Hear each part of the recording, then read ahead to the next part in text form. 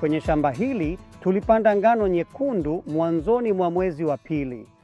Mwaka jana tulikuwa na mahindi hapa na huku kuelekea mwisho wa shamba. Lazima tulikanyaga baadhi ya mimea kwa sababu baadhi ya mahindi yanaota.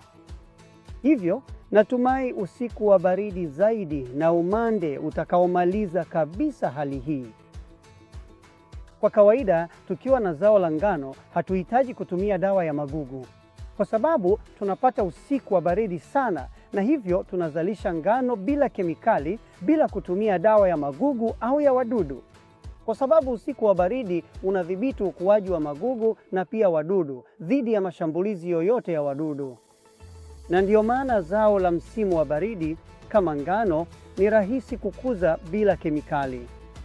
Ngano hii ilipandwa mwezi mmoja uliopita, mwezi mmoja na nusu, na inakuwa vizuri sana. Tumekuwa na siku za joto sana. Usiku wa baridi kiasi, si baridi kali mara kwa mara. Usiku wa baridi husaidia ngano kuota mizizi vizuri, kutanuka na kukua katika shamba lote na kulifunika shamba lote kabisa. Na kwa njia hiyo tunaweza kuzuia magugu kuota wakati siku zinapokuwa na joto zaidi. Ngano hii inatumiwa kama ngano, nafaka hasa kwa ajili ya uzalishaji wa unga. Hii ni ngano nyekundu, ngano ngumu nyekundu ya msimu wa baridi.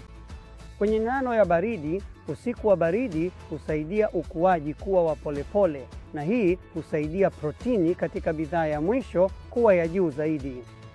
Na hicho ndicho viwanda vya mikate hutafuta.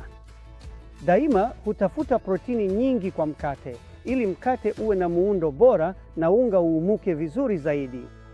Hivyo ndivyo ngano ya msimu wa baridi inavyofaa.